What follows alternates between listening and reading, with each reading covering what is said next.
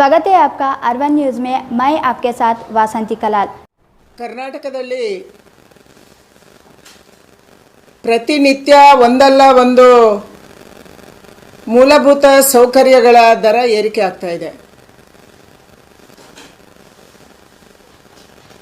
ಕರ್ನಾಟಕ ರಾಜ್ಯ ಸರ್ಕಾರ ಬಂದಿರುವುದೇ ಗ್ಯಾರಂಟಿಯ ಕಾರಣಕ್ಕಾಗಿ.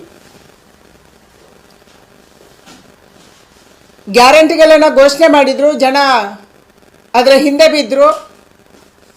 135 ಸೀಟ್ಗಳನ್ನು ಕಾಂಗ್ರೆಸ್ಸಿಗೆ ರಾಜ್ಯದ ಜನ ಕೊಟ್ಟರು. ಇವತ್ತು ವಾಪಸ್ ಒಂದ್ಸಾರಿ ಕಾಂಗ್ರೆಸ್ ತಿರುಗಿ ನೋಡಬೇಕು. ಈ ಯಾವುದೇ ಗ್ಯಾರಂಟಿಗಳು ರಾಜ್ಯದ ಜನರನ್ನು ತಲುಪ್ತಾ ಇಲ್ಲ. ಗೃಹಲಕ್ಷ್ಮಿ ಮನೆಯ ಹೆಣ್ಮಗಳಿಗೆ 2,000 ಎಲ್ರಿಗೂ ಕೊಡ್ತೀವಿ ಅಂದರು, ಕೊನೆಗೆ ಯಜಮಾನಿಗೆ ಕೊಟ್ಟರು. ಆದರೆ ಕಳೆದ 3 ತಿಂಗಳಿಂದ ಗೃಹಲಕ್ಷ್ಮಿ ಯಾವುದೇ ಮಹಿಳೆಗೆ ಕರ್ನಾಟಕದಲ್ಲಿ ತಲುಪಿಲ್ಲ. ಸಿದ್ದರಾಮಯ್ಯನವರು ಭಾಷಣ ಮಾಡ್ತಾ ಹೇಳಿದರು, ಮಹಾದೇವಪ್ಪ ನಿಂಗೂ ಫ್ರೀ, ಕಾಕಾ ಪಾಟೀಲ್ ನಿಂಗೂ ಫ್ರೀ, ಎಲ್ಲರಿಗೂ ವಿದ್ಯುತ್ ಫ್ರೀ ಅಂತ ಅಂದರು. ಶೋಭಾ ಕರಂದ್ಲಾಜೆ ಅವ್ರಿಗೆ ಕೇಳಿ ಮೇಡಮ್ ಅವ್ರಿಗೆ, ನಮ್ಮ ಗ್ಯಾರಂಟಿಗಳನ್ನ ನರೇಂದ್ರ ಮೋದಿ ಯಾಕೆ ಕಾಪಿ ಮಾಡಕತ್ತಿದ್ದಾರೆ?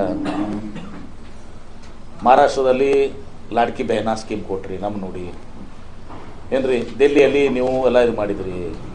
ಎಲ್ಲ ರಾಜ್ಯಗಳಲ್ಲಿ ಕರ್ನಾಟಕ ನಾವು ಗ್ಯಾರಂಟಿ ಕೊಟ್ಟರೆ ಗ್ಯಾರಂಟಿ ಕೊಟ್ಟದ್ದು ತಪ್ಪು ಅಂತೀರಾ. ನೀವು ಗ್ಯಾರಂಟಿಗಳು ಕೊಟ್ಟರೆ ಅಂದ್ರೆ ಮೋದಿ ಗ್ಯಾರಂಟಿ ನಡೀತದೆ, BJP ಗ್ಯಾರಂಟಿ ನಡೀತದೆ, ಕಾಂಗ್ರೆಸ್ ಗ್ಯಾರಂಟಿ ನಡೆಯಂಗಿಲ್ಲ.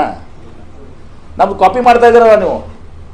ನಿಮ್ಗೆ ಗೊತ್ತಿದೆ ಇಲ್ಲೋ ನಾನು ಕೊಡಲ್ಲ ಇಷ್ಟು ಯಾವ ರಾಜ್ಯನಾಗ ಯಾವ ಗ್ಯಾರಂಟಿ ಕೊಟ್ಟಿದ್ದಾರೆ ಅಂತೇಳಿ ನೀವೇ ತೆಗೆದು ನೋಡ್ಬಿಡಿ. ಯಾವ ರಾಜ್ಯದಲ್ಲಿ ಚುನಾವಣೆ ಮುಂಚೆ ಅವ್ರ ಪ್ರಣಾಳಿಕೆಯಲ್ಲಿ ಏನೇನು ಗ್ಯಾರಂಟಿ ಕೊಟ್ಟಿದ್ದಾರೆ ಅದಕ್ಕೆ ಶೋಭಾ ಕರಂದ್ಲಾಜೆ ಉತ್ತರ ಕೊಡಲಿ. ಏನು ಕಾಪಿ ಮಾಡ್ತಾ ಇದ್ರಲ್ಲ ನಮ್ಮ ಗ್ಯಾರಂಟಿಗಳನ್ನ. ಹೌದು, ನಾವು ಬಡವರಿಗೆ ಮಹಿಳೆಯರಿಗೆ ಅವ್ರನ್ನ ಸಶಕ್ತರಾಗಿ ಮಾಡಲಿಕ್ಕೆ ಗ್ಯಾರಂಟಿಯನ್ನು ಕೊಟ್ಟಿದ್ದೀವಿ. ಗ್ಯಾರಂಟಿಗಳು ಮುಂದುವರಿತಾರೆ, ಆ ಜೊತೆಗೆ ಅಭಿವೃದ್ಧಿನೂ ಕೂಡ ಆಗ್ತದೆ. ಅದು ಕೋರ್ಟ್ನಲ್ಲಿದೆ. It is subsidies.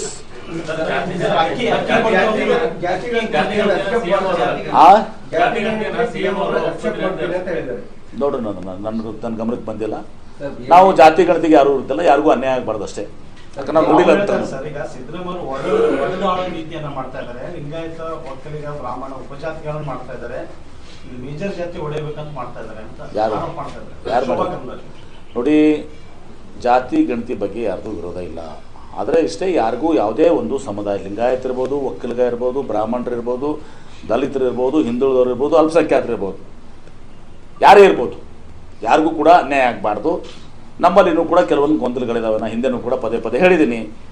ನಮ್ಮ ಉಪಪಂಗಡಗಳು 2A ಮೀಸಲಾತಿ ಸಲುವಾಗಿ ಹಿಂದೂ